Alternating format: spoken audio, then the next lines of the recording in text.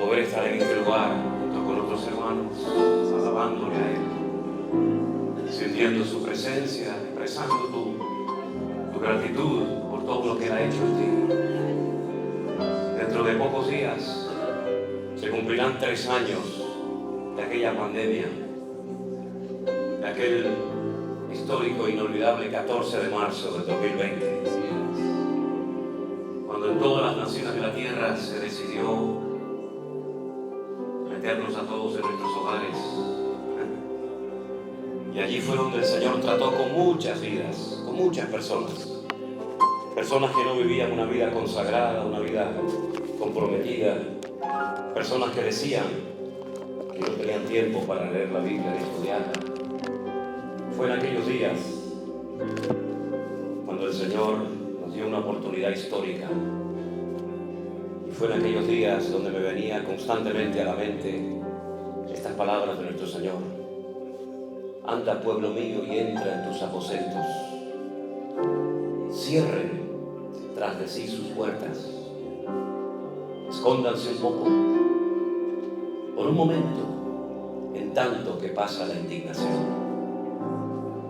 Porque aquí yo salgo de mi lugar para castigar a los moradores de la tierra por su maldad contra mí. Y la tierra se cubrirá de sangre y de muertos. Estas palabras golpearon nuestros corazones en aquellos días de una forma tremenda, porque sabíamos que Dios estaba sacudiendo a las naciones de la tierra. Pero también sabíamos desde el primer momento que era un tiempo de trato para la iglesia del Señor. Un tiempo en el que Dios probaría nuestra fe. Un tiempo en el que muchos volverían a reconciliarse con Él y empezarían una vida nueva. Por eso el Señor decía ya en su palabra: escóndanse un tiempo. Cierren las puertas, entre tanto que yo paso por las naciones de la tierra. Y el Señor obraba fuera y dentro. Y miles de personas en aquellos días se acercaron a nuestro Dios por primera vez en su vida y le conocieron y le entregaron sus vidas a nuestro Dios, al Rey de Reyes y al Señor de los Señores, al cual le queremos hoy dar toda la gloria y toda la honra. Aleluya. Gracias, Jesús. Gracias, Jesús. Amén. Rey de reyes, Señor de señores, admirable, consejero y un fuerte Manuel, Dios con nosotros. El Cordero que fue inmolado, el destino de tomar el poder, las riquezas, la sabiduría, la fortaleza, la honra, la gloria y la alabanza por los siglos de los siglos. Amén. Rey de reyes, Señor de señores, admirable, consejero, Dios fuerte, Manuel, Dios con nosotros. El Cordero que fue inmolado, es digno de tomar el poder, las riquezas, la sabiduría, la fortaleza, la honra, la gloria y la alabanza por los siglos de los siglos. Amén. Canten al Señor ustedes. Rey de reyes. Quito. Sí, Señor. Consejero. Dios con nosotros. El Cordero que fue inmolado, aleluya, de tomar el poder, las riquezas, aleluya, vamos todos, fortaleza.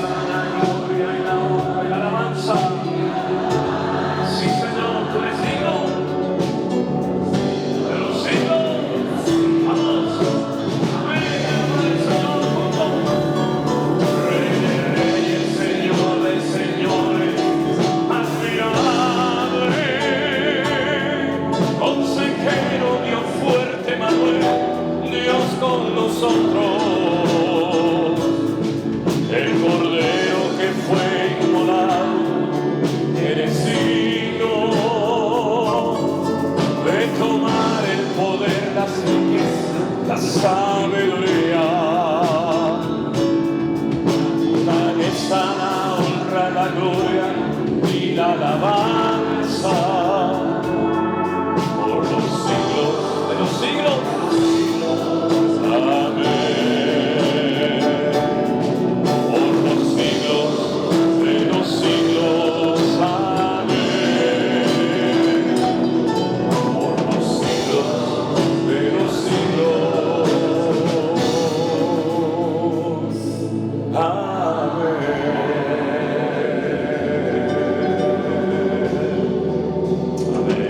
Gloria a tu nombre, Jesús. Gracias, Señor. Amén. Quiero darle saludos de parte de Elena, mi esposa con la cual hablaba esta mañana.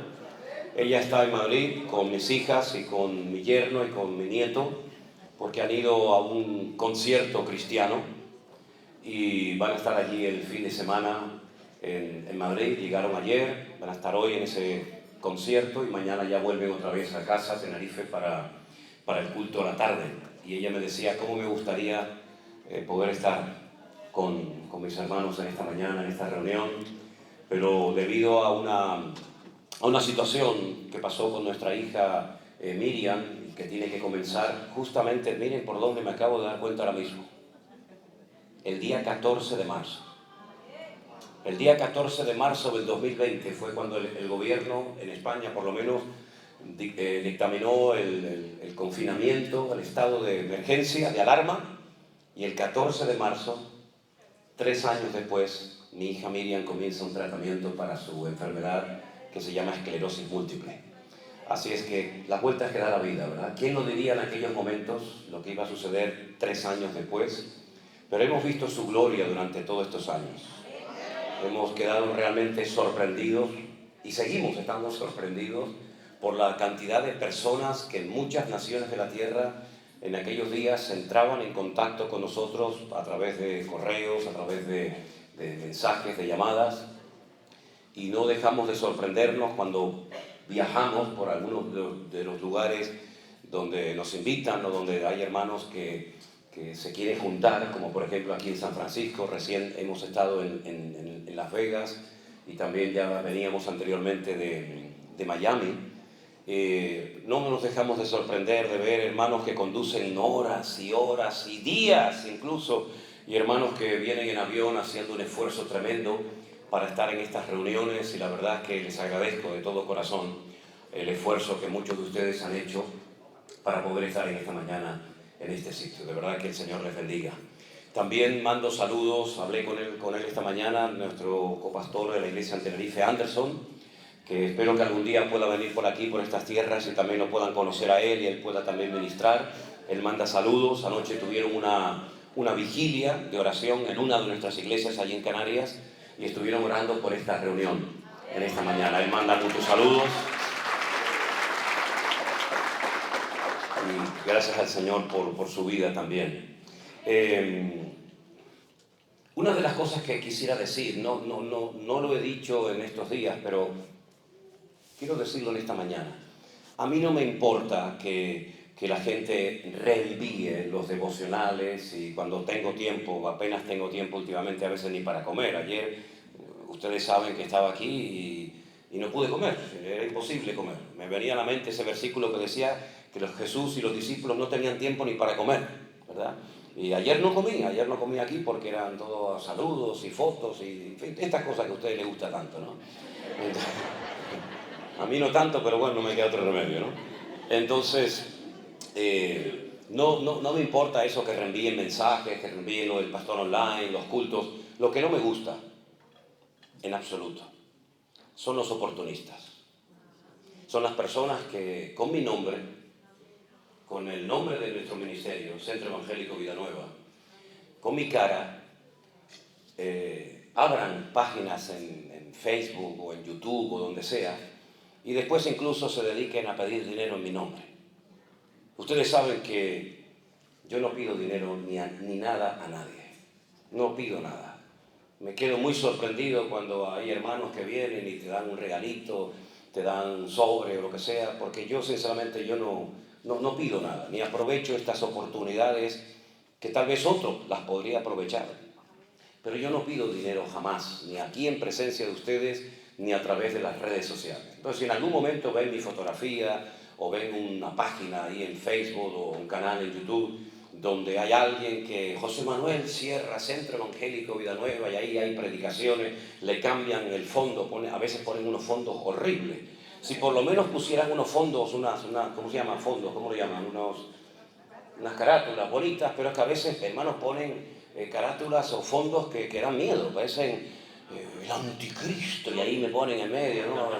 El Armagedón.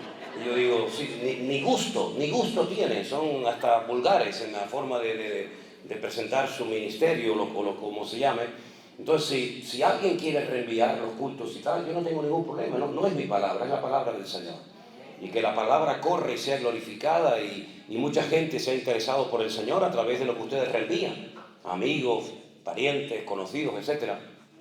Pero ya digo, no me gustan los oportunistas, no me gusta que utilicen mi nombre, mi cara, mi ministerio, nuestro ministerio, para lucrarse o para hacerse conocidos o para hacerse famosos.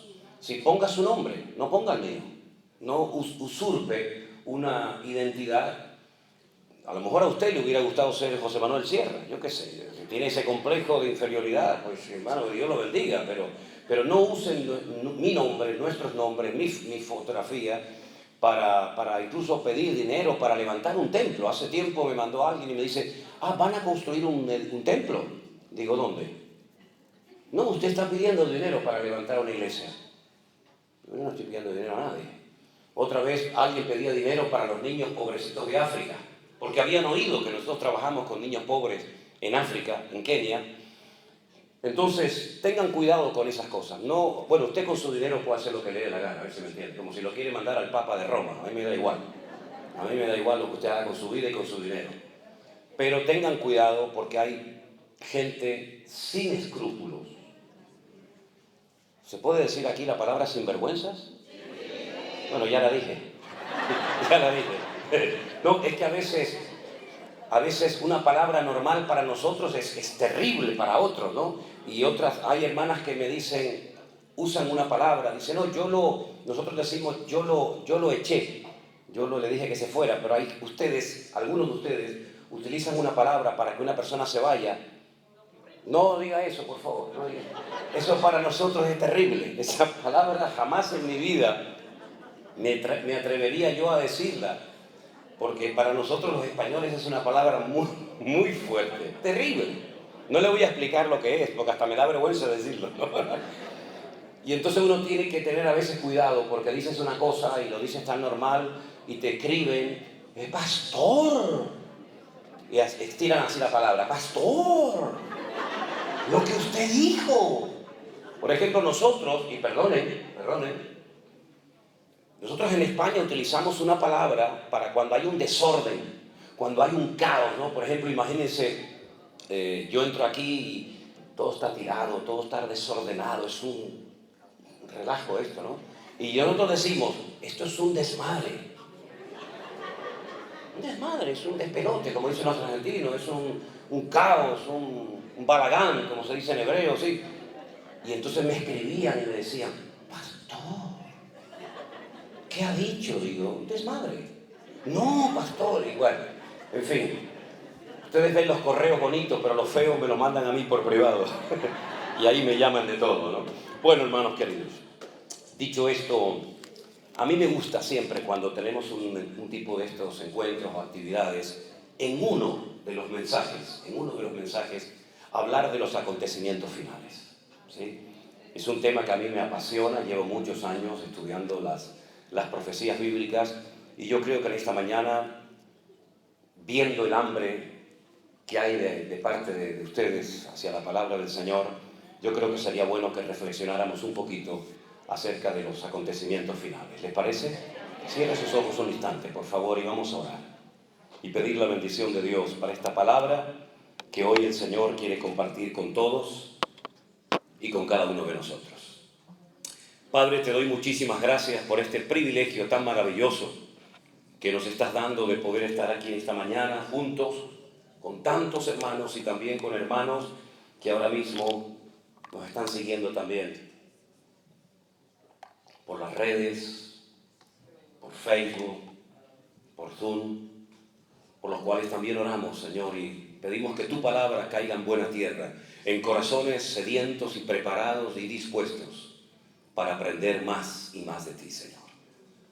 Dirige esta reunión, esta exposición de tu palabra, y que seamos gratificados por traer una palabra a nuestras vidas en esta mañana. En el nombre bendito de Jesús. Amén. Y amén. Gloria al Señor. Espero que no se me caiga agua. No, esperen. Todavía no he empezado y ya están aplaudiendo. Ustedes son gente de fe, ¿eh? Ustedes son gente de fe. Bueno, en segunda de Tesalonicenses hay dos cartas que el apóstol Pablo, por lo menos que tengamos en la Biblia, le escribió a esta congregación donde estuvo muy poquito tiempo, porque hubo una terrible persecución y el apóstol Pablo tuvo que salir huyendo. Probablemente le escribió más cartas, pero en nuestras Biblias tenemos solamente dos. Una que se llama Primera de Tesalonicenses y una que se llama Segunda de Tesalonicenses. En el capítulo 2, verso 1, la palabra del Señor dice así: con respecto a la venida de nuestro Señor Jesucristo y nuestra reunión con Él, os rogamos, hermanos, que no os dejéis mover fácilmente de vuestro modo de pensar, ni os conturbéis, ni por espíritu, ni por palabra, ni por carta, como si fuera nuestra, en el sentido de que el día del Señor está cerca. Nadie os engañe en ninguna manera, porque no vendrá sin que antes venga la apostasía y se manifieste el hombre de pecado y el hijo de perdición, el cual se opone y se levanta contra todo lo que se llama Dios o es objeto de culto, tanto que se sienta en el templo de Dios como Dios, haciéndose pasar por Dios. Verso 5. ¿No os acordáis que cuando yo estaba todavía con vosotros os decía esto? Y ahora vosotros sabéis lo que lo detiene, a fin de que a su debido tiempo se manifieste.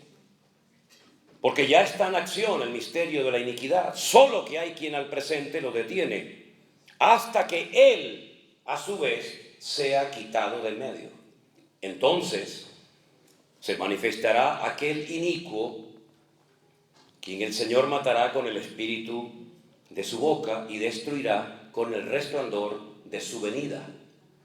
Inicuo cuyo advenimiento es por obra de Satanás, con gran poder y señales y prodigios mentirosos, con todo engaño de iniquidad para los que se pierden, por cuanto no recibieron el amor de la verdad para ser salvos. Por esto, Dios les envía un poder engañoso para que crean a la mentira, a fin de que sean condenados todos los que no creyeron a la verdad, sino que se complacieron en la injusticia. Siempre me ha llamado la atención el nivel, la profundidad de enseñanza que Pablo emplea en esta congregación en la que estuvo muy poco tiempo al frente de ella. Algunos comentaristas dicen que el libro de los Hechos nos relata una estancia muy breve, muy corta en Tesalónica, por lo menos en la congregación, pero algunos creen que estuvo, digamos, como en una casa aparte, el apóstol Pablo durante un tiempo afincado en esta ciudad. Bueno, sea como sea, lo que está bien claro es que el apóstol Pablo toca una serie de temas en esta carta y en la anterior, que para muchos cristianos sigue siendo un misterio y algo casi incomprensible lo que el apóstol Pablo está contando en estas cartas. Porque él habla como si los hermanos que van a recibir la carta supieran de lo que Pablo está hablando. Y es una lástima, por no decir una tragedia, que muchos cristianos, gente que ha estado toda la vida supuestamente en una congregación, congregándose, no tengan ni idea de los acontecimientos finales, de lo que se llama escatología, y cómo poner en orden los acontecimientos finales y cómo poder saber o discernir en qué tiempo de la historia del programa profético de Dios nos encontramos. Es tenido incluso experiencias con algunos pastores que me han dicho en privado: yo no predico y enseño nunca de las profecías de los últimos tiempos, ni del Apocalipsis, ni de Ezequiel, ni de Daniel, porque no tengo ni la más remota idea de dichos temas. Y el libro del Apocalipsis debería ser uno de los libros más leídos por la iglesia del siglo XXI. Porque podemos asegurar que somos la generación más próxima, más cercana a estos acontecimientos que hemos leído en esta mañana que ninguna otra generación que nos ha precedido en el pasado. Se lo puedo asegurar. Nosotros hoy en día disponemos de una información prácticamente en tiempo real de acontecimientos que si los hubieran oído o visto nuestros hermanos de otros tiempos y de otras generaciones, hubieran discernido inmediatamente que queda poco para los tiempos finales. Pero tengo la sensación de que hay muchos creyentes que viven como bajo ese espíritu de ignorancia, de frialdad o de indiferencia que caracterizó a la generación de Noé, que dice que días antes del diluvio no entendieron hasta que vino el diluvio y se los llevó a todos. Se casaban, hacían planes de futuro, eso es lo que significa. Hacían planes de casamiento, se daban en casamiento, compraban, vendían, viajaban, iban de un lugar a otro creyendo que les quedaba mucho tiempo y les quedaban horas para ser destruidos y arrasados por las aguas del diluvio. Jesús dijo, nuestro Señor Jesucristo, que cuando Él viniera sería como los días, como los tiempos de Noé, que no entendieron, y temo que muchos no sigan sin entender la urgencia, el tiempo en el cual nos encontramos. Por lo tanto, el libro del Apocalipsis no se escribió para asustar, para confundir a la iglesia, sino más bien todo lo contrario, para animarla, para darle información verídica de lo que iba a ocurrir, para que aquel día no nos sorprenda a nadie como ladrón en la noche, sino que estemos velando y orando y preparados y podamos en todo momento saber en qué momento de la historia nos encontramos. Me preguntaban hace unos días si yo creía en el tema de las dispensaciones. Y le pregunté a la persona que me hacía dicha pregunta, ¿qué entiende usted por dispensaciones? ¿Qué es para usted el tema de las dispensaciones? Y me dijo, bueno, es como si dividiéramos la historia desde Adán y Eva hasta nuestros días en diferentes períodos y analizamos cada bloque de la historia y vemos que Dios, que es el mismo, que no cambia, que es inmutable, que en Él no hay sombra de variación, actúa y se da a conocer de formas diversas a lo largo de la historia. Y le dije, si para usted eso son las dispensaciones, claro que por supuesto creo en eso. Porque si vemos cómo Dios trataba con Adán y Eva antes de la caída, es completamente diferente a cómo Dios trató durante un periodo en el que no había conexión directa con Dios, ni siquiera sacrificios, ni siquiera un texto de la Biblia, pero Dios seguía tratando con el hombre. Y vemos cómo Dios trató con el pueblo de Israel a través de lo que llamamos nosotros la ley o el Pentateuco. Y vemos cómo Dios trató a través de los jueces. Y vemos cómo el Señor se dio a conocer en la monarquía que empezó con el rey Saúl, ¿verdad? Y así vemos cómo Dios ha ido manifestando y ha ido revelando progresivamente su proyecto eterno para la humanidad y las naciones. Y uno tiene que saber en qué tiempo de la historia se encuentra para saber cuáles son y cuáles no son las señales que a nosotros nos corresponderá ver y experimentar. ¿Se acuerdan que el Señor Jesucristo dijo en cierta ocasión, mi generación, la generación en la que Él vivió y lo conocieron a Él, es una generación perversa y maligna, que siempre está pidiendo señales, pero ustedes no verán ninguna otra señal más que la señal del profeta Jonás? Y Él explica en qué consiste la señal del profeta Jonás. Él dice, como estuvo Jonás en el vientre del gran pez 3 días y 3 noches, así estará el Hijo del Hombre 3 días y 3 noches en el vientre de la tierra, hasta que Él sea levantado, y cuando Él sea levantado atraerá a los hombres hacia Él. Esa fue la señal fundamental que vieron las personas de la generación del Señor Jesús. Pero sin embargo, en la época de Noé, esa señal no la vieron, sino vieron la señal del diluvio.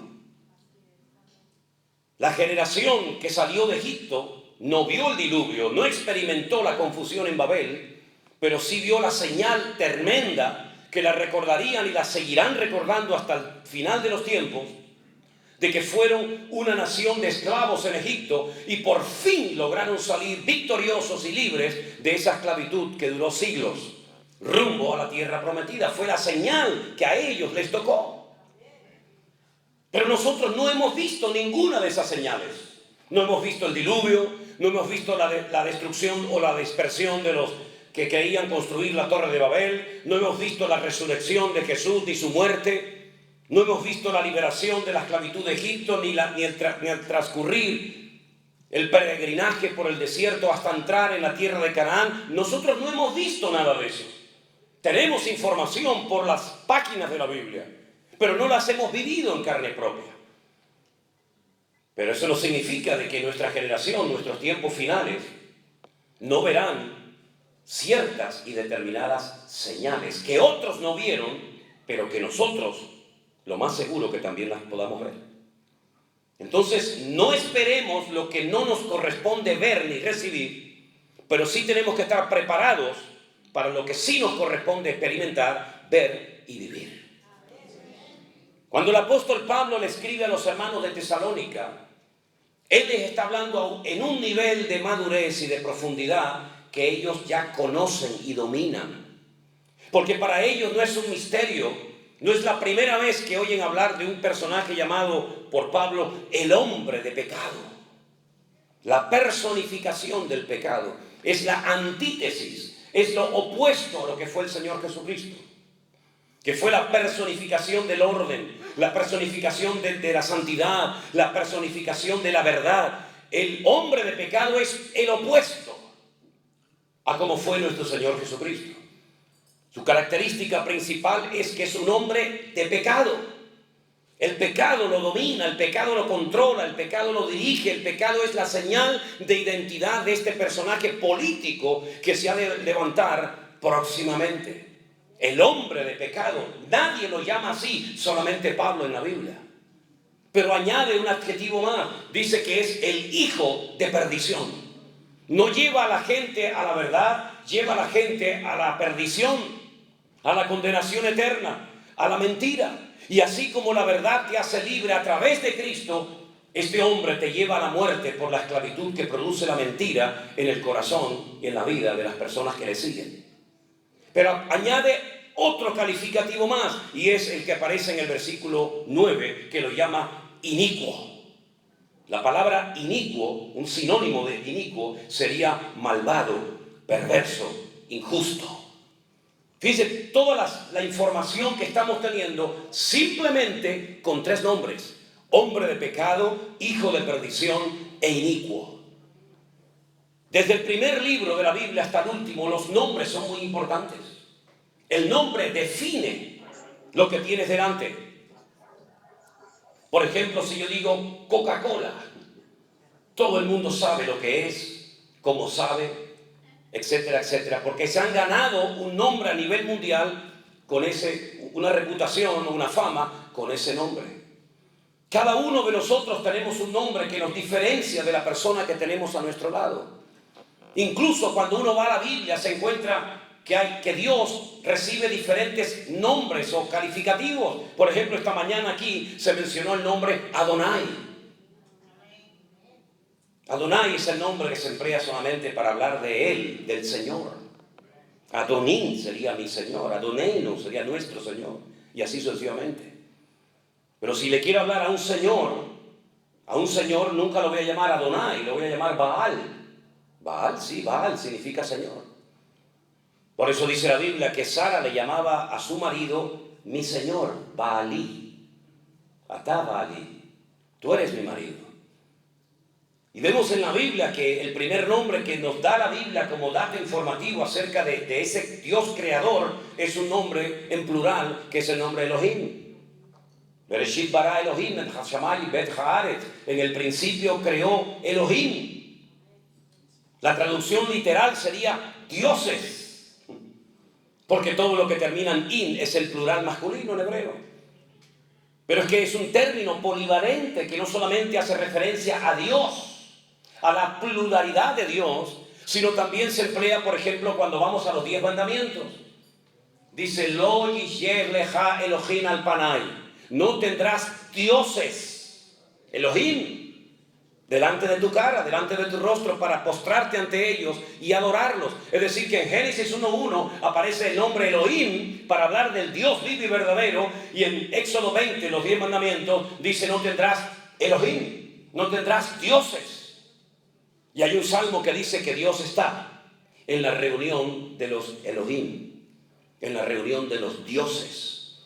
Y algunos malinterpretan el texto diciendo, hay un politeísmo, así como en la mitología griega o romana, que había un montón de dioses. No, es que a los jueces, por sus funciones de impartir justicia, se supone, se les llama también Elohim, porque tienen la capacidad de hacer algo que es intrínsecamente de Dios, que es impartir justicia. Luego es un término polivalente que se puede emplear para distintas personas en la Biblia o cosas.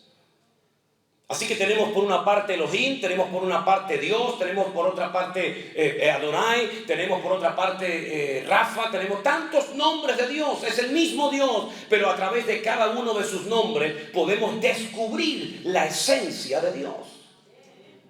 Hasta que después de un tiempo, Moisés, cuando quiere volver a Egipto para sacar al pueblo de la esclavitud, le dice a Dios, allí hay un montón de dioses, hay un politeísmo tremendo, hasta el faraón es un mismo Dios, y lo adoran como el hijo del sol. Cuando yo vaya a Egipto, ¿quién me manda? ¿Qué Dios te ha capacitado? ¿Qué Dios te ha comisionado? Y entonces Dios le revela el nombre y le dice, diles a los hijos de Israel que el que te envía es el yo soy.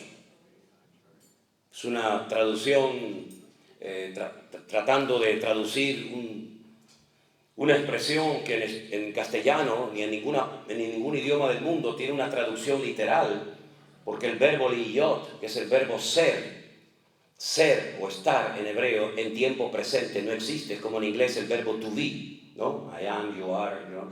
En hebreo, el yo soy, el verbo to be, para que me entiendan, en presente no existe. Yo no puedo decir yo soy Manuel. ¿Cómo se diría entonces yo soy Manuel? Yo, Manuel. Como Tarzán, ¿no? Yo, Jane, tú, Jane, yo, Tarzán, ¿no? Sin verbo, sin verbo. Si te hablas sin verbo, así lo entendieron mejor, ¿no? Bueno, está bien. De eso se trata, de que entiendan. Pues, cuando alguien te dice Aní y te dice su nombre, te está hablando en presente. Claro que se puede hablar en pasado. Y existe el tiempo pasado, y allá, y o yo seré. Pero cuando te hablan sin el presente, es porque te está hablando en tiempo presente, porque no existe tiempo presente. Entonces, el Señor es mi pastor. En hebreo es Adonai Elohim, es decir, yo pastor, ¿vale? Entonces, cuando el Señor le dice a Moisés que te manda el yo soy, es una adaptación de una expresión que no se puede traducir literalmente, porque sería yo seré el que seré, algo así muy extraño que en español o en cualquier idioma no resulta familiar esa expresión, ¿no? Pero también tenemos al Señor Jesucristo con muchos nombres en la Biblia. Lo tenemos como el admirable, el consejero, el Dios fuerte, el Padre eterno, el príncipe de paz, el alfa y la omega, el cordero de Dios, la raíz de David, ¿verdad? El león de la tribu de Judá, el cordero de Dios, etcétera, etcétera. Es la misma persona, pero un montón de calificativos para que sepamos lo que hace y lo que es. Y del Espíritu Santo exactamente igual. Tenemos Espíritu de verdad, Espíritu de gracia, Espíritu de adopción, Consolador, Espíritu Santo, Espíritu de adopción. Es el mismo Espíritu, pero según lo que hace, recibe un nombre para que lo conozcas y veas en la multiplicidad de nombres la variedad de ministerios, de funciones y de operaciones que puede hacer la figura del Espíritu Santo, ¿verdad? Por eso cuando incluso hablamos en la Biblia de este personaje siniestro no recibe un nombre propio, sino recibe como calificativos: hombre de pecado, ya sabes de quién se trata, inicuo, hijo de perdición. Solamente Juan lo llama anti-Mashiach, anticristo. Daniel lo llama el cuerno pequeño. Y así hay diferentes nombres, ¿verdad?, que te identifican o te revelan la identidad de este personaje. Ahora, Hollywood se ha encargado de hacer películas que han distorsionado la verdad bíblica, donde hay un demonio, donde hay un Satanás que mantiene relaciones sexuales con una mujer y queda embarazada del anticristo. Y el anticristo como un hijo del diablo. Esas son películas, pero eso no es Biblia. La Biblia nos habla de que el anticristo es un hombre con padre y con madre, de carne y hueso, con su pasaporte, con su ID, con sus antepasados. Es una persona exactamente igual que cualquiera de nosotros. Será un político, un hombre con una influencia terrible. Tendrá apoyo militar, tendrá apoyo económico, tendrá apoyo político. Será adorado y venerado por todas las naciones de la tierra. Y aquel famoso mensaje a través del cual muchos de ustedes entraron en contacto con nosotros, titulado El Nuevo Orden Mundial, que yo ni siquiera sabía que había predicado hacía 5 o 6 años atrás, aquel mensaje titulado El Nuevo Orden Mundial. Eso es lo que él viene a implantar: un nuevo sistema en el mundo, un nuevo sistema para las familias, un nuevo sistema económico, un nuevo sistema para comprar y vender y hacer cualquier gestión de tipo económico, un nuevo sistema religioso, un nuevo orden. Es romperlo todo y crear un nuevo mundo que aparentemente va a ser el éxito, y aparentemente va a ser lo que la gente espera, porque una de las cosas que va a hacer el anticristo o este personaje es controlar la economía mundial. Por ejemplo, hay países donde ya no se usa dinero, papel, ya no existe dinero. Por ejemplo, en Suecia ya no existe el papel del dinero. De esa manera se evita que haya una economía sumergida y que la gente pague en cash, y así no hay un control del gobierno, ¿verdad? Porque no es lo mismo ir a hacer una transferencia bancaria o hacer un cheque que decir: toma, te lo doy en mano, aquí nadie sabe nada, queda entre tú y yo. Tú me das la mercancía y yo te doy el dinero y nada más. Todo eso va a desaparecer. Será imposible engañar, porque habrá un control de cada persona, marcándolo como si fueran animales. Revelar esto hace 2000 años en el libro del Apocalipsis era algo impensable. Juan probablemente diría: pero ¿cómo se va a poder controlar a la población mundial? Se va a poder, de hecho ya estamos controlados. Si no, yo no quiero que pongan tantas cámaras en mi ciudad, pero querido, si ya con el teléfono que tienes en la mano te están escuchando todo lo que dices y saben todo lo que ves, y cuando lo ves, lo saben perfectamente. Esas grandes cadenas multinacionales de telecomunicación están grabando constantemente lo que decimos y lo que vemos. Incluso lo que ves en televisión, ellos también te están viendo a ti, por si no lo sabías. Nunca me olvidaré cuando entré un día a una tienda de computación y era un amigo mío el que estaba allí y me iba a arreglar un problema. Y entonces me metió dentro de una habitación y me dice, tenía la pared llena de cámaras. Una mujer lavándose, un hombre trabajando, un cocinero en un hotel, montones de cámaras. Y le digo: ¿esto qué es? Dice: estas son las cámaras de los teléfonos móviles que yo les he robado su ID y yo puedo verlos y oírlos en cualquier momento del día. Y era una persona normal y corriente. Imagínense a nivel de gobierno, imagínense a nivel de Estado. Por lo tanto, privacidad, ¿qué es eso de privacidad? Ya la perdimos hace muchos años, la privacidad. Así que el anticristo lo que hará será marcar a la gente para que nadie pueda comprar ni vender si no lleva esa marca que lo identifica en su cuerpo. Y hacía que a grandes y pequeños, esclavos y libres, hombres y mujeres, absolutamente todo el mundo estuviera tremendamente controlado. De tal manera que ya no hace falta llevar ningún tipo de documento encima, ni pasaportes, ni carnet de conducir, ni nada. Porque simplemente acercando tu mano a una maquinita, ya puedes pagar, ya puedes comprar, ya puedes vender, ya puedes viajar, ya puedes ir al doctor, ya puedes salir del país, puedes entrar del país, puedes hacer lo que quieras. Y el que no se deje marcar en esta segunda parte de la gran tribulación, se morirá de hambre, porque no hay ninguna posibilidad de poder hacer nada en la vida normal. Y todas estas señales son señales proféticas, que están como los volcanes, dormidas, no caducadas, dormidas, para que cuando llegue el momento todo esto explote así en cuestión de minutos y el mundo sea un mundo completamente diferente al que hemos conocido hasta el día de hoy.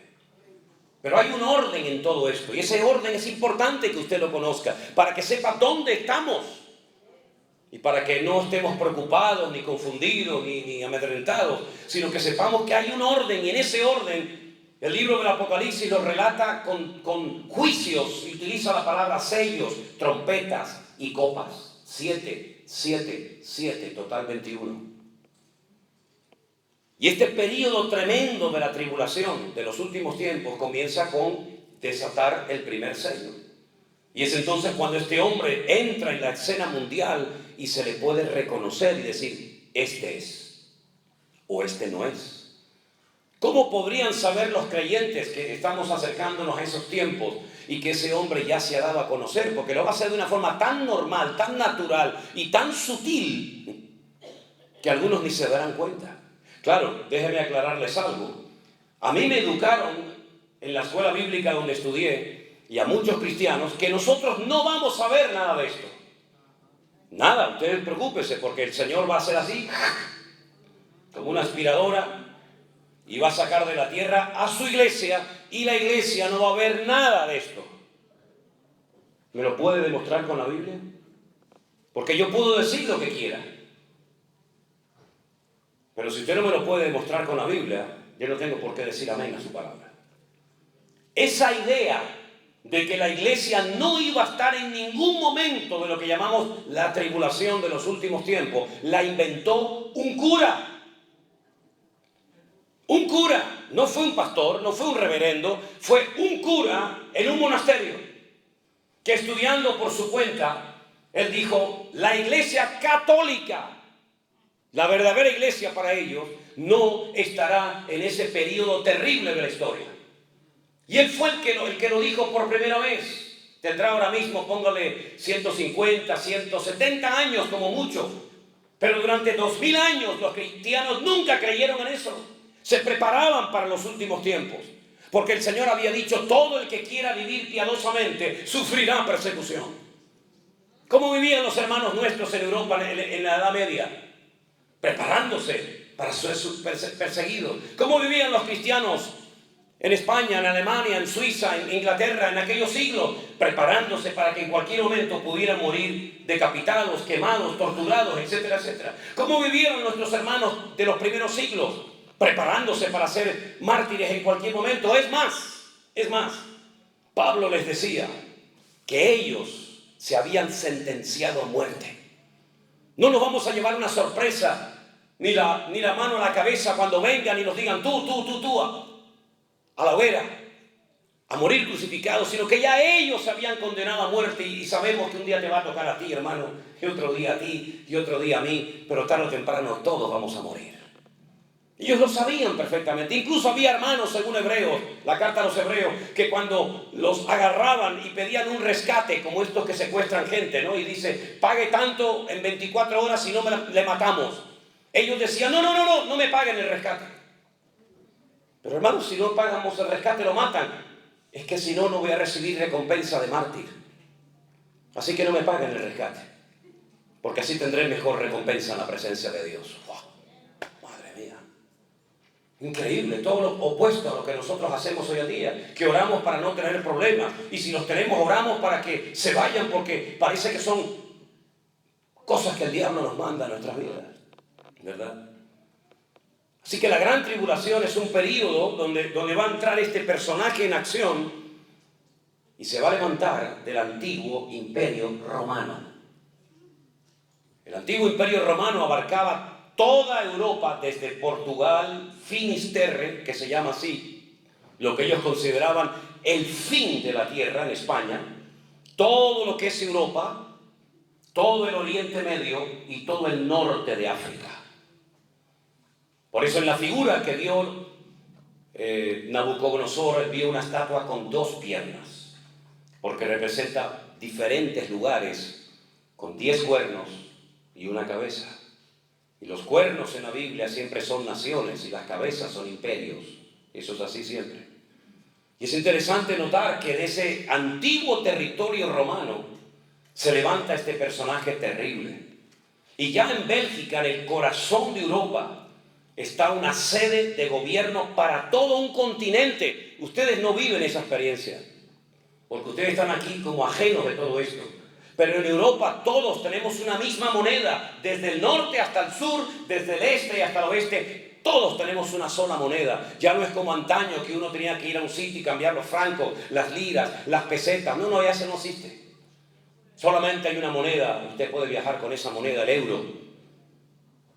Estudien la historia de Europa, dicho sea de paso. ¿De dónde viene el nombre Europa? Lean la mitología griega para que vean de dónde viene Europa, que fue secuestrada y llevada por un perverso. Eso es Europa. No solamente tenemos una sola moneda, sino que no hay fronteras. No hay fronteras en Europa. Usted llega con su carro a Francia y pasa y no hay nadie. Y entra a España y sale a Portugal, y entra a Alemania y entra a Italia y no hay fronteras. Antiguamente sería una locura que en un país no hubieran fronteras. Nosotros con un pasaporte europeo podemos viajar por toda Europa y nadie nos va a decir a dónde va. ¿Usted tiene visa? ¿Tiene permiso? No, no existe eso. Tenemos una policía para toda Europa, la Unipol. Tenemos un gobierno central en Bruselas, lo llaman la bestia. Yo estaba allí en el Parlamento Europeo y allí se dan leyes y órdenes para toda Europa. Y hay un gobierno central. Por lo tanto, mis queridos hermanos, lo que antaño era impensable, que un continente como Europa, que se enfrentaron en 2 terribles guerras, en la Primera y en la Segunda Guerra Mundial, donde unos peleaban contra otros y eran enemigos, hoy se sientan en la mesa y comen juntos. Y es algo impensable hace años atrás, que Europa, que estaban matando y peleando el uno al otro, hoy en día sean amigos. Y hacen comercio y transacciones comerciales, y viajan los camioneros, y viajan los políticos de un lugar a otro como si fueran a su propia casa. Todo esto es la escena que se está preparando para que el anticristo, este personaje político, aparezca en cualquier momento. Pero Satanás sabe perfectamente que el corazón del hombre tiene tendencias o inclinaciones, digamos, de tipo espiritual. El hombre siempre, de una manera u otra, siempre adora algo o a alguien, al sol, a la luna, a la piedra, a los pájaros, a Dios, a quien sea. Y entonces, como Satanás sabe perfectamente que el ser humano es un ser con tendencias religiosas, le va a dar su religión a sus seguidores. Y la Biblia dice dónde va a estar la sede, la cabeza de esta religión mundial. Y dice, estará en la ciudad que reina sobre todos los reyes de la tierra. Uy, qué dato tan interesante, ¿eh? La sede del falso predicador, del falso profeta, del falso exponente del Evangelio de Jesucristo. La cabeza, la sede central, estará en la ciudad que gobierna sobre todos los reyes de la tierra. Ahora, no hay que interpretar eso en el siglo XXI. Hay que ponerse en el siglo I, cuando Juan recibió esa información, esa revelación. ¿Cuál era la ciudad que en aquel momento reinaba sobre todas las naciones de la tierra? Subrayo entre paréntesis. La geografía bíblica excluye a Norteamérica, a Centroamérica y a Sudamérica. La geografía bíblica es muy pequeña, ¿verdad? Por eso, cuando hablamos de reyes sobre toda la tierra, estamos hablando de la tierra, de la geografía bíblica, y no, por ejemplo, de este país. Porque este país va a entrar en una decadencia. Ya entró en una decadencia moral y espiritual terrible. Y esto le ha abierto la puerta al enemigo para terminar destruyendo naciones tan hermosas, tan ricas, como por ejemplo Cuba, Venezuela, Argentina, Ecuador, México, Perú, etcétera, etcétera. naciones ricas, naciones hermosas, naciones que tienen de todo y que han entrado en una decadencia moral y espiritual terrible. Porque dice la Biblia que cuando el anticristo aparezca, él va a ofrecer algo que no va a haber en ese momento en el mundo, y es paz y seguridad. Si tenemos paz y seguridad, ¿para qué viene usted a ofrecerme algo que ya tengo? Es como si alguien va a tu casa a venderte una aspiradora. Dice, ya tengo una. Vengo a venderle un carro, ya tengo uno. Vengo a venderle una nevera, ya tengo una. Vengo a venderle una televisión, ya tengo todo eso. Pero cuando el anticristo viene a las naciones de la tierra, a los gobiernos, a ofrecerles paz y seguridad, es porque no tienen ni paz ni seguridad. Porque cuando hay seguridad, tenemos paz. Y cuando no hay paz es porque no estamos seguros de nada, ni del dinero, ni de la salud, ni de nada.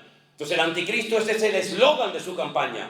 Vengo a ofrecerles lo que vuestros políticos inútiles han sido capaces de ofrecerles a ustedes durante generaciones y generaciones. Paz y seguridad. Y como la gente lo que quiere es vivir en paz y tener tranquilidad en sus hogares y vivir seguros, muchos de ellos se van a convertir en sus seguidores más fieles y más devotos. ¿Se da cuenta? Pues esa ciudad que gobernaba sobre todos los reinos de la tierra se llamaba Roma. Roma, capital del Imperio Romano. Pero es que dentro de Roma, donde estuvimos no hace mucho tiempo, y un hermano nos llevó a hacer un recorrido espectacular por la ciudad de Roma, dentro de Roma hay un pequeño estado, un pequeño país, con sus monedas, con sus bancos, con sus gobernantes, que se llama el Vaticano. ¿Qué le parece, amigo? Y el hombre con más influencia y capacidad de convocatoria hoy en día en el mundo no es el presidente de los Estados Unidos, no. El hombre que hace así y en un minuto junta a 1 millón de personas o moviliza reyes, gobiernos, naciones enteras, es el Papa de Roma. Que es como el presidente de un país, pero en vez de llamarse presidente lo llaman Papa. Y en vez de llamarse embajadores los llaman cardenales. Y en vez de llamarse ministros los llaman obispos, etcétera, etcétera. Pero es exactamente lo mismo. Y dice la Biblia que esa sede central que estará en Roma, a lo largo de la historia se iban a embriagar, a emborrachar con la sangre de los mártires. Estudien la iglesia la historia de la Iglesia Católica. Estudienla en profundidad.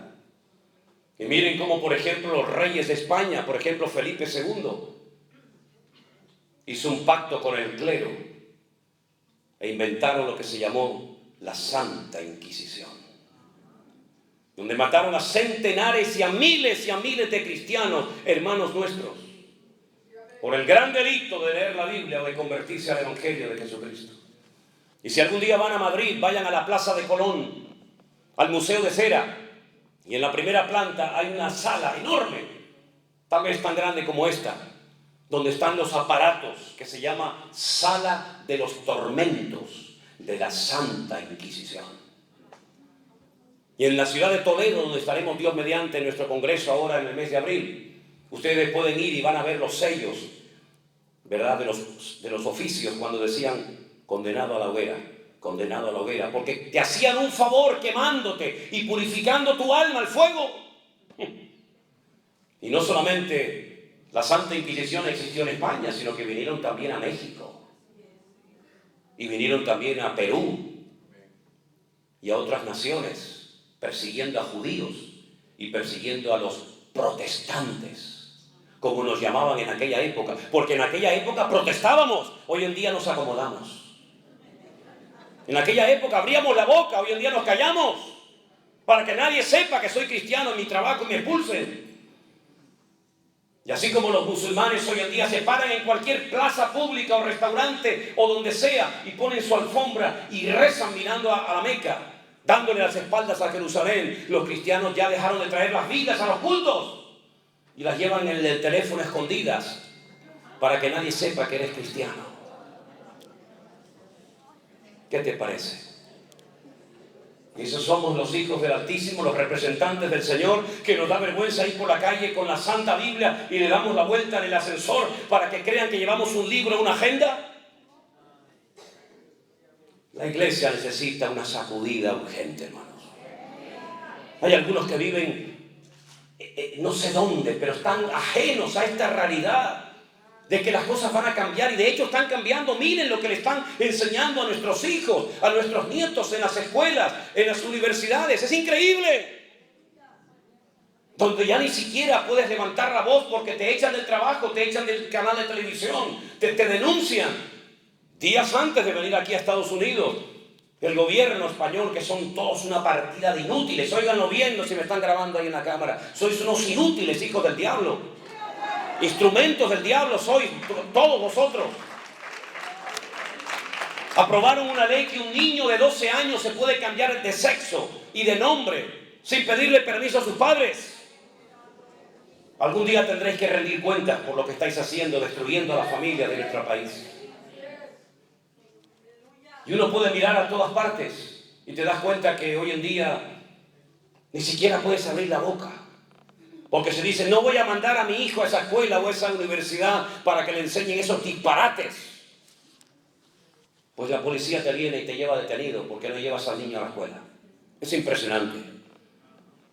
Bueno, si a Juan el Bautista le cortaron la cabeza porque le dijo al rey, te estás acostando con la mujer de tu hermano y serás robado si le cortaron la cabeza. Si a mí me tienen que cortar la cabeza por hablar la palabra de Dios, aquí está. Aquí está, no tengo ningún problema. Estáis tardando. Así que mis queridos hermanos, la iglesia tiene que despertar a una realidad. El Señor Jesucristo viene pronto. No nos ha dicho la hora, pero sí nos ha dado señales en su palabra para que sepamos discernir los tiempos en los que estamos. Y estamos en tiempos peligrosos y en tiempos difíciles, de guerras y rumores de guerras, de terremotos terribles, como nos está viendo, de un cambio en el mundo, porque el mundo está con dolores de parto. El mundo está diciendo auxilio, está gimiendo con dolores de parto. Y los dolores de parto, uno dice, son malos. No, son buenos, porque anuncian que algo viene y es la criatura. Y la tierra, cómo gime, cómo se duele la tierra con huracanes, con volcanes, con tormentas, con tsunami. Es la forma como la naturaleza dice, viene mi creador, viene mi redentor en breve. Prepárense que viene el Señor en las nubes. Aleluya. Y vemos hoy en día que donde antes no llovía, ahora llueve a cántaros. Y donde antes nevaba, ahora hay calor. Y donde antes había calor, ahora hay frío. Y ya las estaciones se han vuelto locas. Los árboles comienzan a florecer antes de tiempo porque creen que ya viene la primavera y disciernen y entienden que ya viene el calor y resulta que empiezan a sacar la flor y de repente les cae una nevada encima y los destruye a todos.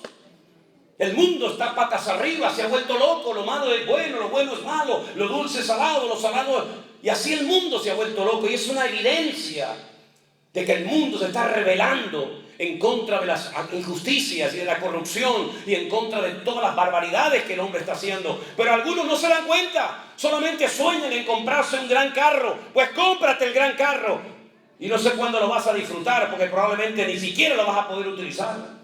Dice la Biblia que llegará el tiempo cuando te casarás y otro te acostará con tu mujer antes que tú.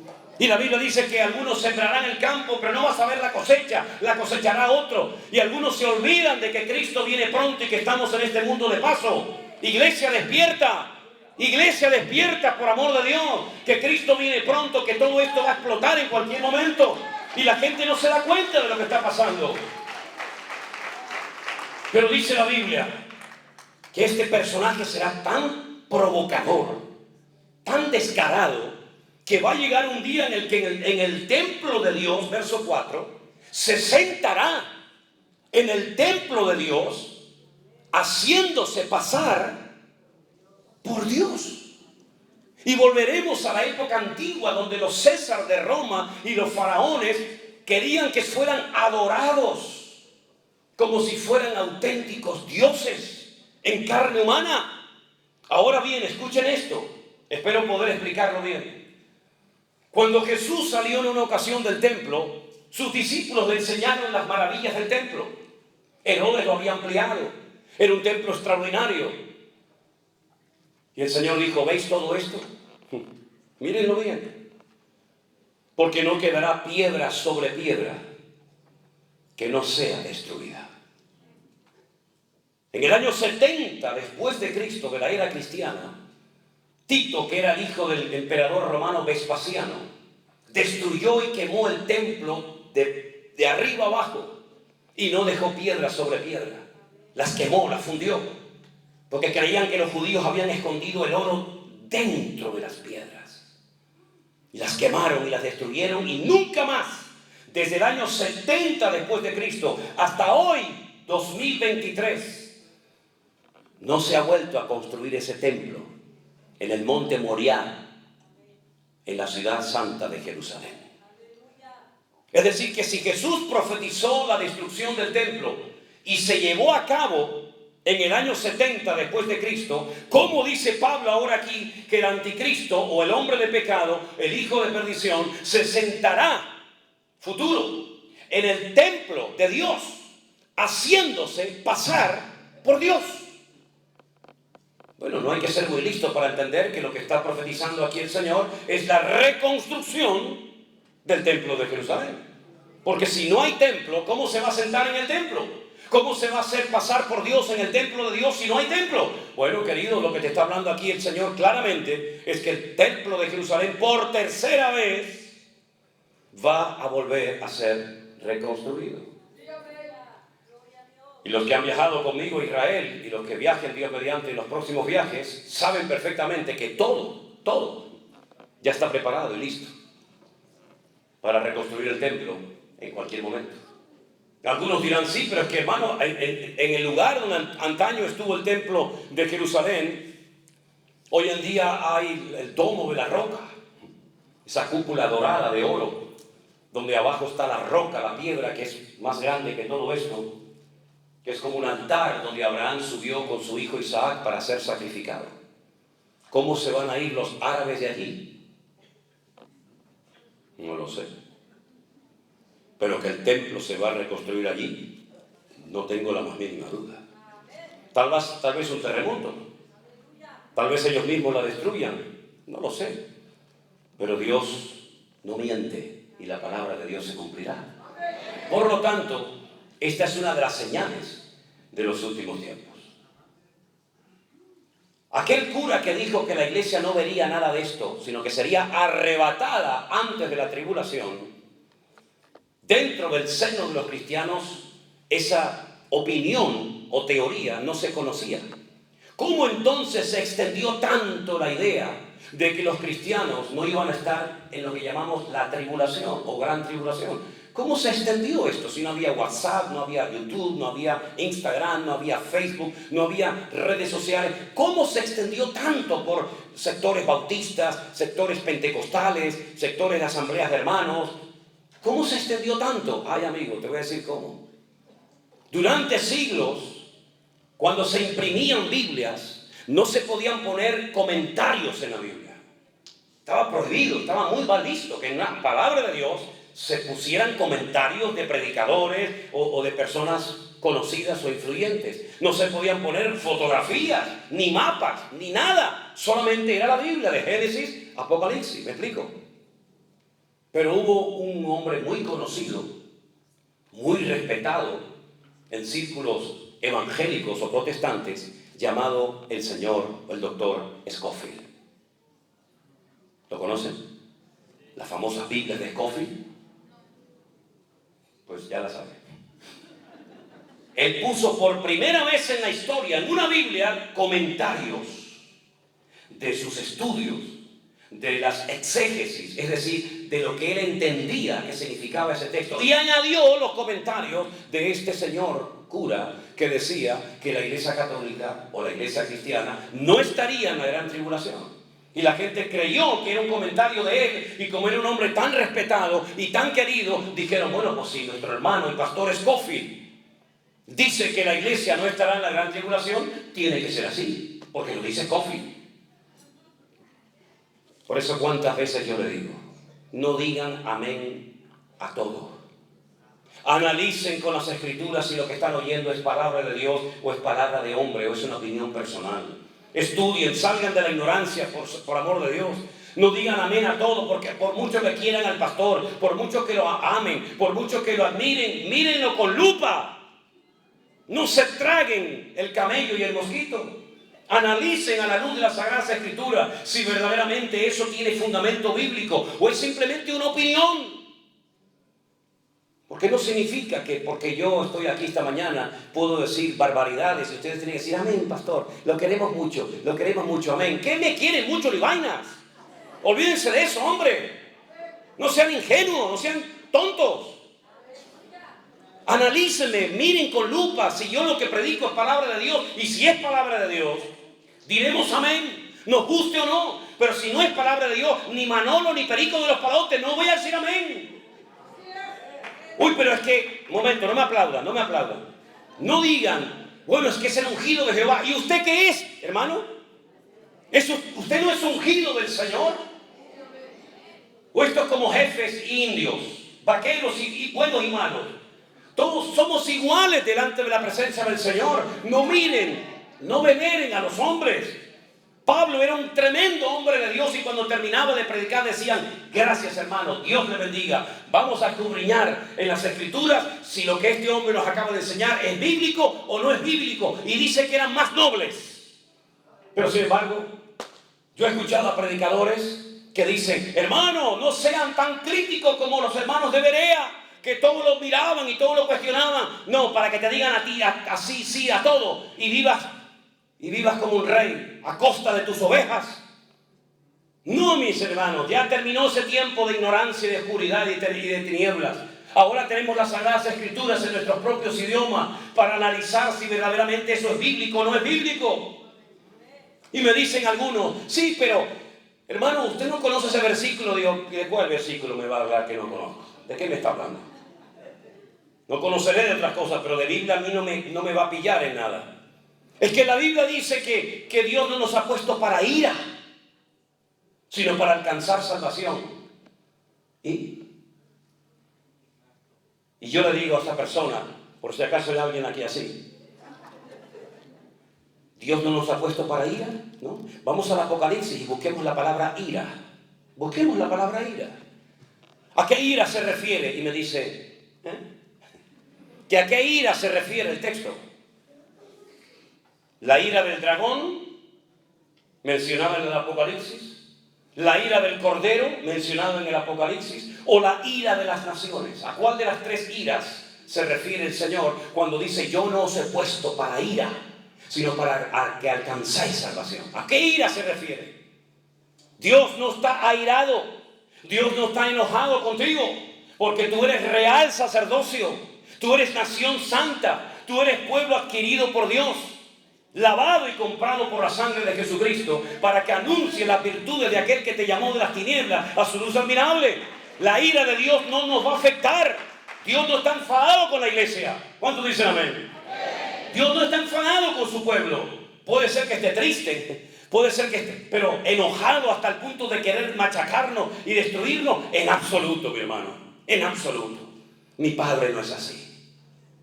Si vosotros, siendo malos, sabéis dar buenas dádivas a vuestros hijos, de tal manera que si tu hijo te pide pan, no le vas a dar una piedra, o si te pide un pescado, no le vas a dar un escorpión. Si vosotros, siendo malos, sabéis dar buenas dádivas a vuestros hijos, ¿cuánto más mi Padre Celestial os dará las cosas que ustedes necesiten? Estamos exentos de la ira del Cordero, de la ira de nuestro Dios. Pero ¿y de la ira del diablo? ¿Y de la ira de las naciones? ¿Saben cuántos hermanos nuestros en la fe están pagando con su vida y derramando su sangre por no querer claudicar y abandonar los caminos del Señor? ¿Saben cuántos hermanos han torturado y quemado en estas guerras en Siria, en Irán, en Pakistán, etcétera, etcétera?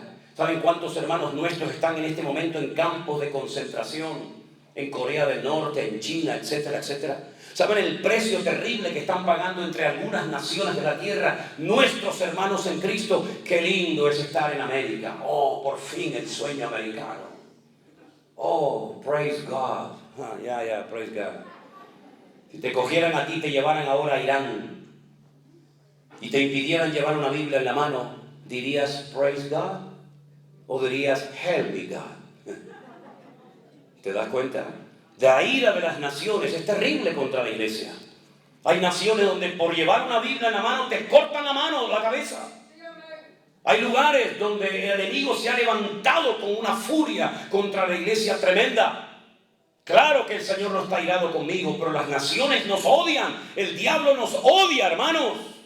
Así como nuestro Dios nos ama, el diablo te odia, no quiere verte feliz, no quiere verte unido con tu familia, no quiere verte prosperado, no soporta verte bien, porque el ser más amargado y frustrado de la historia de la humanidad se llama Satanás.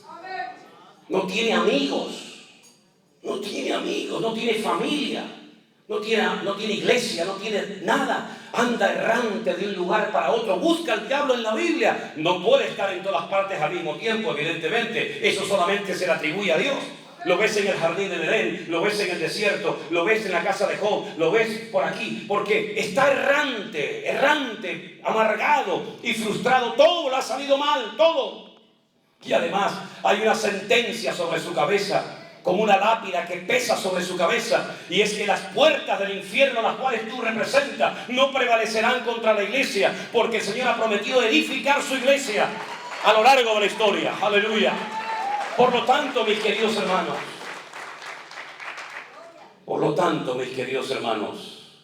¿quién dijo que nosotros no íbamos a padecer persecuciones y luchas y pruebas y dificultades? ¿Quién dijo eso? Es más, os voy a leer unos versículos. ¿Tenéis tiempo? Los voy a leer igual. Primera de Corintios, capítulo 15. Este versículo pone nerviosos a los que tienen que corregir su doctrina. Este versículo pone nerviosos a los que dicen, uy, yo esto nunca lo había leído así. Bueno, pues esto no se escribió ayer a la tarde, ¿eh? Esto no lo escribí yo hoy temprano a la mañana para convencerle a usted de nada. Esto lleva 2000 años escrito aquí. Primera de Corintios capítulo 15 dice, escuche bien, si tiene su Biblia a mano, en el versículo 51 de la palabra de Dios, dice así. Primera de Corintios 15, 51. Es Pablo hablando y diciendo, he aquí, os digo un misterio. Os voy a revelar un secreto, un misterio, algo que ha estado oculto, algo que no se ha dicho nunca. Yo os lo voy a contar. Yo os voy a revelar un misterio.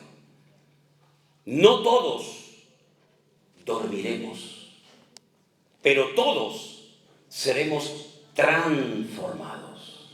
Se producirá, como dice en el texto griego, una metamorfosis. Lo que ocurre cuando el gusano pasa por un período y se convierte en una hermosa mariposa, ¿verdad? Eso es lo que ocurrirá. No todos dormirán, pero todos serán transformados. En un momento, en un abrir y cerrar de ojos. ¿Cuándo? ¿Cuándo? A la final, en la última trompeta, se tocará la trompeta. Los muertos serán resucitados incorruptibles y nosotros seremos transformados. Si usted lee detenidamente cada palabra de este texto, esto es algo increíble. No todos vamos a morir, pero todos vamos a tener un nuevo cuerpo, vamos a ser transformados. En un momento, en décimas, milésimas de segundo. ¿Pero cuándo? A la final trompeta. Y entonces los que estaban muertos resucitarán. Y luego nosotros, porque él pensaba que iba a estar allí en ese momento vivo, luego nosotros seremos arrebatados, seremos llevados a su presencia por la eternidad. En la Biblia solamente se habla de 2 futuras resurrecciones de muertos. Una para vida y una para muerte. La de muerte es la de todos los inconversos a lo largo de la historia. Al final de los tiempos, cuando se abran los libros y el que no se haya inscrito en el libro de la vida será arrojado vivo al lago de fuego y azufre por la eternidad. Esa es la muerte segunda. Como alguien dijo, el que nació una vez muere dos veces. El que nació dos veces muere solamente una vez. Ahí queda grabado para que después lo analicen y digan, no entendí nada. No se preocupe, hay que seguir avanzando, hay que seguir. Pablo dice, no todos dormiremos, no todo el mundo va a morir. ¿Saben que ese es el anhelo de mi corazón? Que no me entierren, que no muera, sino que cuando venga mi Señor me lleve con Él en vida. ¿Y a cuánto le gustaría eso? Amén, a todos, ¿ah que sí? Todos quieren ir al cielo, pero nadie se quiere morir. Todos se quieren ir vivos. Bueno, hay algunos que se irán vivos, porque no murieron, porque el Señor vino y se los llevó en vida. Por eso dice, no todos dormiremos. ¿Y qué es dormir en la Biblia? Es morir, ¿verdad? Como cuando el Señor se lo dijo a Lázaro, a sus discípulos. Por consiguiente, aquí hay una información tremenda. Esto de la resurrección, esto de seremos transformados y llevados a su presencia para estar con Él siempre, se va a llevar a cabo, como dijo Él, a la final trompeta. Si usted comienza a leer el libro del Apocalipsis, que es muy interesante y está en orden cronológico, usted va a encontrar capítulo 1, aparición del Señor Jesucristo en la isla de Patmos a su siervo Juan. Escribe lo que has visto, lo que fue y lo que será, y mándalo a las 7 iglesias del Apocalipsis, ¿verdad? Capítulo 2, comenzamos a ver mensajes a las 7 iglesias: Éfeso, Esmirna, Pérgamo, Tiatira, Sardis, Filadelfia, Laodicea. Y así sucesivamente tú vas viendo cómo va pasando un suceso, otro y otro, hasta que llegas a un capítulo donde se le hace una pregunta interesante a Juan y se le dice: Juan, una pregunta. Estos que no se pueden contar, con ropas blancas, de todas las naciones, de todas las tribus, pueblos y lenguas, incontables en número, ¿quiénes son? ¿De dónde vienen? ¿De dónde han salido? Y Juan lloraba y decía: no lo sé, Señor, no lo sé. Pero cualquier cristiano hoy en día sabe que la respuesta fue: estos son los que han salido de la tribulación. Y no han manchado sus ropas, sino que se han mantenido santos y limpios y puros para el Señor. Entonces comienzan los 7 sellos. Después las 7 trompetas. Y al final de todo, lo terrible, las 7 copas. La segunda parte de la gran tribulación. Los últimos 7 años y medio. Pero Pablo dice: a la final trompeta, los muertos serán resucitados, primera resurrección. Y nosotros que estemos allí, seremos arrebatados con el Señor. Luego hay 7 sellos, 7 trompetas. ¿Y cuánto tiempo pasa desde el primer sello hasta la última trompeta? 3 años y medio. Si los muertos en Cristo fueron arrebatados antes de la tribulación, quiere decir que hay una resurrección allí, otra de la cual está Pablo hablando aquí, ya van 2, y queda la tercera al final de los tiempos, ya son 3, y ya no me encaja, porque la Biblia solamente habla de 2, no habla de 3. Entonces, ¿no será que esos que decían que se iban antes no se fueron, sino que estamos aquí hasta la final trompeta, y entonces resucitaremos y estaremos con el Señor? Entonces la iglesia va a estar por lo menos en una primera parte de la tribulación, ¿sí o no? La Biblia nos está hablando en esta mañana. Entonces, ¿no será mejor prepararse para lo bueno que creer que nos vamos y después nos quedamos? ¿No será mejor decir: hermanos, vamos a prepararnos, vamos a doblar la guardia, vamos a ponernos en orden, vamos a poner nuestras familias en orden, vamos a buscar al Señor para que aquel día no nos sorprenda como ladrón en la noche? Y si pasamos por fuego, y si pasamos por tribulaciones, y si pasamos por persecución o lo que sea, no os sorprendáis del fuego de prueba que os ha sobrevenido. como si alguna cosa extraña os aconteciese, sino recordad que los mismos padecimientos los están pasando nuestros hermanos en todas las naciones de la tierra. Y si uno dice, pero Señor, tardas en venir, ¿por qué no viene ya? Anoche escuché a un cantante famoso. No me llevé ninguna sorpresa porque ya me lo olía. Donde decía este cantante famoso, Dios nos ha abandonado. Ya no se nota que estás con nosotros, nos has abandonado. Entonces mira a la cámara y dice, les doy esta idea. Dios ya nos ha abandonado. Es impresionante. Es increíble las barbaridades que vamos a escuchar en los últimos tiempos, ¿verdad? ¿De qué sirve que te subas aquí y levantes tus manos y te caigan las lágrimas de cocodrilo, supuestamente alabando a Dios, si después dices ante una cámara a tus seguidores, Dios nos ha abandonado? No, te voy a recordar el versículo, mi querido amigo, iba a decir. No eres mi querido amigo. Dios no retarda su promesa, según algunos la tienen por tardanza, sino que es paciente para con todos, para que tú también te arrepientas de tus pecados y no digas que Dios nos ha abandonado, porque mi Dios dice, yo estaré contigo todos los días hasta el fin del mundo. Él no te abandonó, eres tú el que lo has abandonado a Él.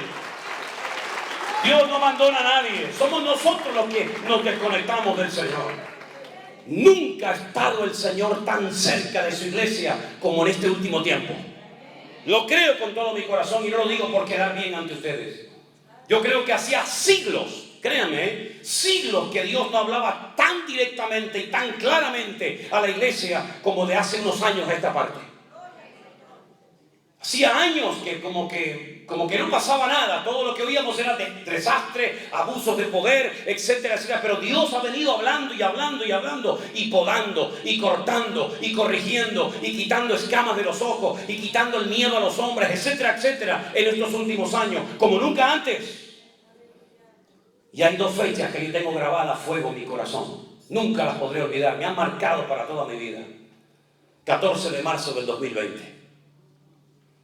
Cuando salió el presidente de España en los canales de televisión y dijo, declaramos el estado de alerta. Y allí nos tuvimos que meter dentro de nuestras casas. Creíamos una semana, 2 semanas, 3 semanas, aquello era infinito, no terminaba nunca. Pero en aquellos días fue cuando el Señor puso en nuestro corazón seguir predicando. ¿A qué me llamó el Señor? ¿A predicar? Pues predica, con gente, sin gente, con sillas llenas, con sillas vacías, da igual, tú sigue haciendo, cumple con tu ministerio, dice el Señor, ¿no? Cumple con tu ministerio, pues yo cumplo con mi ministerio. Y ahí estábamos predicando a sillas vacías. ¡Qué sensación tan rara! Algo que en mi vida había soñado, pero fue en aquellos días donde el Señor comenzó a hacer una obra maravillosa. Una onda, una ola expansiva de su poder, recorriendo su palabra todas las naciones de la tierra hasta llegar hasta nuestros días. Y Dios nos demostró que Él es fiel, que no nos faltó la comida. Dios nos demostró que Él iba a estar con nosotros. Y aunque tuvimos que estar encerrados, como decía el Señor en su palabra, pueblo mío, entra en tu aposento, cierra la puerta un poquito, hasta que yo pase con mi indignación por las naciones de la tierra y la tierra se llene de sangre y de muertos. Nosotros allí encerrados comenzamos a orar y a leer la palabra y a difundir su palabra. Y vimos el respaldo del Señor. Porque el que es fiel en lo poco, Dios le da mayores cosas. Pero el que no es fiel y se goza en lo poco, difícilmente el Señor te dará más. Así que mis queridos hermanos, esa fue la primera fecha, la bendita pandemia, como algunos la llaman. Y la segunda fecha, sin lugar a dudas, diciembre de 2022. Cuando tuvimos que llevar a nuestra hija al hospital y pensaban que tenía muchísimos tumores y hasta pusieron la palabra metástasis en el informe médico. Pero al final el Señor se glorificó y se dieron cuenta de que eran lesiones, no tumores en el cerebro. Y ahora el día 14 de marzo, 3 años justamente después de aquella pandemia, ella tiene que comenzar un tratamiento por el cual yo sé que ustedes van a estar orando. Así que mis queridos hermanos, Créame, yo podría estar hablando horas, días y semanas enteras de todo esto. Podríamos hablar de cómo va a ser el anticristo. No les puedo revelar el nombre, pero sí les puedo decir el valor numérico de su nombre. Porque el idioma bíblico, tanto el griego como el hebreo, es un idioma alfanumérico. Y cada letra tiene un valor numérico. Y Juan dice, en esto hay sabiduría. Cuenten el número de la bestia, como lo llama también Juan, la bestia. Y su nombre suma 666. Tu nombre también tiene un valor numérico. El de todos los seres humanos tiene un valor numérico. Pero el de él suma 666. No que sea una cifra maldita, sino simplemente es el valor numérico de una serie de letras que cuando se suman nos da ese resultado.